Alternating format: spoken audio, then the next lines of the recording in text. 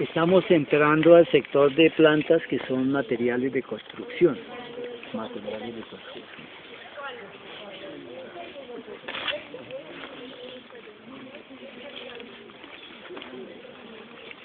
Está como oscurito, ¿cierto? Sí, está oscurito. Que de pronto no nos ve. Vamos a ver qué tan efectiva para el rito del alejamiento de la lluvia. ¿Cómo era el reto? Con 2 te miro, con 3 te espanto, con la palabra de Dios y la del Espíritu Santo. Y hace la señal de la cruz hacia la nube y sopla. Agrupémonos por acá, por acá. Tienes toda la responsabilidad encima, si nos llueve es tu culpa.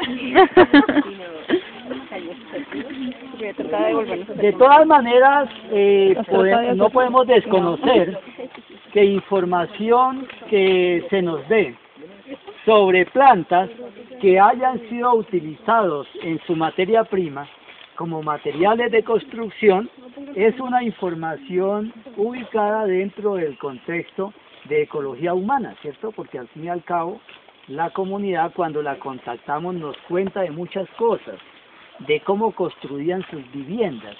Alguien dirá, bueno, pero es que ese tema de la construcción con materiales vegetales ya pasó de moda. De pronto no. Todavía en la arquitectura moderna hay un área que es arquitectura, ¿cómo se llama? Antigua o arquitectura vernácula o de tipo folclórico. Hoy día se siguen haciendo kioscos, grandes malocas en sitios turísticos para tomar un poco de sombra y que sean techos de hoja de palma todavía de tipo folclórico, ¿cierto? Igual de todas maneras es bueno tener un concepto básico de lo que era la construcción de una casa que lleva sus columnas, ¿cierto?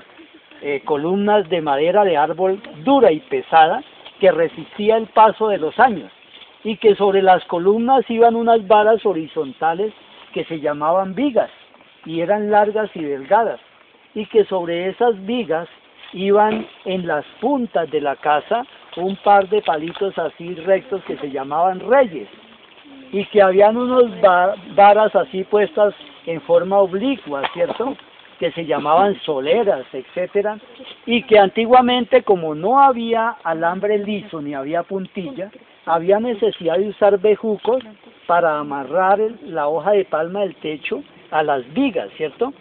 Pero cuando uno habla con la comunidad Wayuu, por ejemplo, o la comunidad Sáliva del río Meta, le contaban a uno que los materiales para construir una casa había que cortarlos en cierta época, que no era en toda época, que era en una fase lunar que se llama menguante, ¿cierto? Cuando los cachos de la luna apuntan ¿a dónde? Al poniente u occidente, es menguante, ¿cierto? Entonces fíjese lo importante de saber de dónde vienen los cachos, ¿cierto? Es importantísimo, ¿cierto? Entonces, si esa casa, si el edificio, si el apartamento allá, ojo con los cachos. Pero entonces, a ver, ¿por qué se escogía la fase lunar menguante para cortar la madera y los bejucos, cierto? Porque había poca fuerza de atracción de la luna sobre los líquidos en los tejidos vegetales. O sea que en esa fase no hay casi agua en la madera, en los tejidos. Al no haber casi agua y azúcares, entonces el comején, el termite, no tiene cómo comerse la madera casi, es muy dura, ¿cierto? Entonces ahí es que radica la importancia de cortar esos materiales en menguante. ¿A qué horas?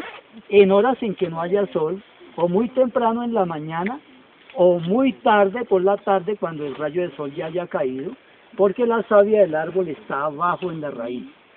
Entonces ahí se conjugan los dos elementos. No hay savia en el árbol porque ya no hay sol y hay poco líquido en los tejidos vegetales. Eso es muy importante, ¿no?, tenerlo en cuenta. Importante, jóvenes, ponerle cuidado a la tradición oral que nos cuentan en las comunidades. Muchas canciones, muchas coplas, muchos refranes, mucha tradición oral nos cuenta sobre para qué sirvió la vegetación, ¿cierto?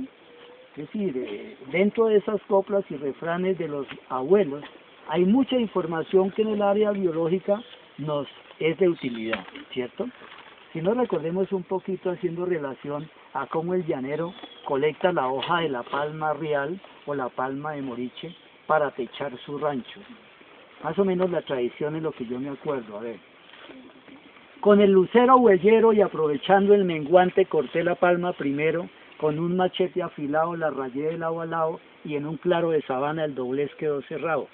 Traducción. El lucero huellero sale a las 3 de la mañana, ¿sí?